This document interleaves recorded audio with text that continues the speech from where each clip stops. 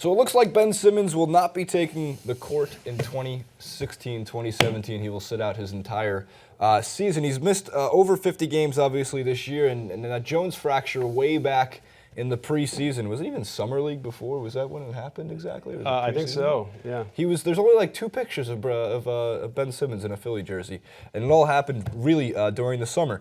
And the interesting part of, I think, of this whole entire story, as one of the SB Nation's writers pointed out earlier today, is it seems like there's some misleading going on. Because we were told from multiple reports that it was going to be an end of January return. No, don't worry. We've seen multiple players with this injury. It's going to take some time, but he'll play in 2016-2017, right? And so the first tweet I have, which I don't actually have in booth, we'll put it in post, was the Sixers' Bryan Colangelo on Simmons. Quote, "Unfortunately, Ben is going to sit out. That's the bad news. The good news is one day he'll put on a uniform," I would hope. Based on what you saw with Joel Embiid, maybe Sixers fans do have something to really look forward to, being like, the process was fine. Maybe this will be fine too. But speaking of Embiid, the interesting part about this one is he said he wasn't exactly happy with how the Sixers handled his injury. So he's been out 14 of the last 15 games. That doesn't sound like a day-to-day injury because it's not a day-to-day injury. And he said, "I wasn't happy with how it was kind of handled," according to Matt Lombardo of NJ's Advanced Media. "As far as the day-to-day, I was told that I was going to miss like 3 or 4 weeks, so I wasn't happy the way it was being handled." I think what he's really trying to get to is why are they saying one thing to him and saying another thing to the press? Lots of questions that anybody can chime in here. Ben Simmons, should he even be playing this season based on where the Sixers are at now? Are the Sixers not being transparent? What's going on? How should it be fixed? I don't think, as far as transparency with the press, I think that they were within their right to try and do what was best, I think, for the organization. You got to think about this away from what we want to know, and got to think about it from where this team were at last year. To basically go from being a team that was disastrous to being a possible 500 team, you got to try and keep that momentum, and you got to try and keep everyone positive. The process literally had the place rocking and had the idea that this team could be somewhat great, or if they happen to add these pieces together, was something that I think they had in their mind, because looking at the way that Joel Embiid was playing and how things were moving, they were like, all right, let's keep everyone motivated and thinking what's going to happen when Ben Simmons comes back. Now, I don't think they were aware that Ben Simmons wasn't going to play. I think they were just going to look to be optimistic and have the fans think, wow, this is fantastic. Imagine what it's going to be like when we get one of the hottest prospects back. Keep everyone motivated, keep everyone coming back. And culture, then, keep the culture, as you're mentioning, like everyone was bought into the process. And then when things happen, is maybe a recovery doesn't go to plan. And maybe you have to just kind of keep that under the wraps for a little bit, just for the preservation of the team and the way everyone's playing. And you always got to be thinking to the future. This season, Ben Simmons and Joel Embiid isn't about this season. It's about building for something a little bigger for this franchise. And I think that preserving them is a precaution. And I think that's the way that they've treated Joel Embiid, is they don't want to rush him back because he's the sole reason that they're looking great. So, I think it was all... Maybe they knew more information than what they were letting on, but they just wanted to keep everyone kind of glass half full, Yeah, I understand that mentality. I think TJ, Michael Jordan McConnell, has a good reason to be, if you haven't seen Joel Embiid's Twitter profile picture, it's got them side by side. But in terms of Simmons, the Sixers, this has to be like one of the biggest turnarounds we've seen in a long time when it comes to sports. Not like pretty much as big as the Houston Astros in baseball. Yeah, well, you can go back 2 years and find tweets of mine that said, talking about how bad they were then, and I said it's not going to matter in a couple of years once we see all these draft picks come in and they start to develop. And as far as the day-to-day stuff goes, the teams have a couple things they're obligated towards. The fans, to keep them interested. So of course they want to try and float day-to-day.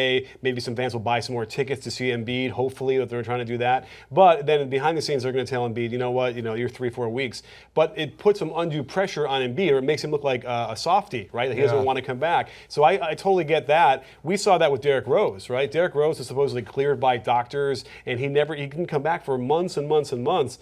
And that was a real big hit for him in Chicago, and it made him a lot easier to trade ultimately. So this is an issue that teams always have to have, where they have to balance trying to keep the public and everybody interested in the fans going, and protect these guys, because they must be so scared of any minor little thing, like when Embiid just tweaks his knee a little bit, and they're freaking out, and they should be, because Embiid is a singular talent. You see him do his thing on the court, and they're in games, and they can win a lot of these games.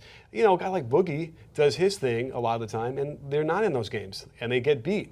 it's a difference and it's a more profound effect, and that's why they got to do whatever they can to keep Embiid happy. Yeah, I agree with that. I mean, it's one of those things, too, when it comes to the 76ers, I think a lot of their ownership is going, well, holy shit, half the stadium is filled for the first time since actually, I shouldn't say that's a lie. This is the first time that Andre Iguodala and Drew Holiday were all together, and they made a first-round playoff run. Spencer Hawes. That's Spencer Hawes, who has a 3-ball. That happened in 2015. Watched it live with the Clippers. It was amazing. That was the nicest 3-ball for a big man. I think what you're alluding to is what we agree with is like a sense of hope. Like we always talk about what fans want more than anything is hope, and it can be the hardest thing to deal with as well, because when you get hope and you start to think things can turn around, when they start to go downhill again, it's detrimental. It's horrible if you're a fan that's going through a team like that. But the 76ers, they do have to kind of wrap these guys in bubble wrap almost, because without them, they're right back to square one, and it's good to see it come to fruition pretty early, a lot earlier than many people would have thought with how well Joel Embiid's been playing. But you got to be thinking about next season. You got to be thinking about what now other pieces are going to be coming together with the potential draft picks as well. Like what you could be adding to a team that's growing from a bottom foundation. And if I'm not a 76ers fan, but if I was to say something to someone who wanted to see Ben Simmons play this year, you just got to be realistic and be like, do you want to see him play this year and potentially rush back just to see him on the court, or do you want to start thinking about putting together a string of games next season that could really make you a competitor for the playoffs? For the playoffs, and give the fans a reward for all that hope. I don't think it's a long shot. If Embiid is healthy and Simmons turns out to be even 75% of what his max potential was, even in his rookie season, which would be next year, in the Eastern Conference, that's a team that could go 500, I would think, or at least compete for that 7, 8, maybe even 6 seed, depending on what you see. For sure, and we'll get to see a lot more Saric, who definitely deserves more run. Great, yeah. And then so they're in good shape, and they'll probably get a really great pick this year. They might be, which might be the point guard they've been looking for. So which, I guess it depends, because they could be looking at and this is the year that you can grab a point guard or a shooting guard who has handles enough to play the point guard position. I mean, the draft is going to be stacked with prospects: Malik Monk, Lonzo Ball, who's definitely more of a three-point specialist, and I miss Markelle Fultz, depending on where he goes, depending if he has the hype going in as a number 1 overall pick, because we're going to see for 2 straight years possibly 2 number 1 overall picks who do not see 1 tournament game. Yeah, because Fultz is not. That team is about 7, 8 games under 500. Washington, so it should be interesting. I'm excited for the 76ers. I've always said a long time, but for whatever reason, forgotten mecca of basketball. It was Dr. J. Put some respect on the guy's name. He's also on Instagram now, and it's a great account, so you should all follow that too. Good to know. You can also follow at BBallBreakdown on Twitter. There's a website. There's a YouTube. I try to put them all in the description box below. If you don't mind, go over, like, favorite, subscribe to all of that. Like, favorite, subscribe to TYT Sports. Like, favorite, and subscribe to @Francis_Maxwell. We'll see you next time.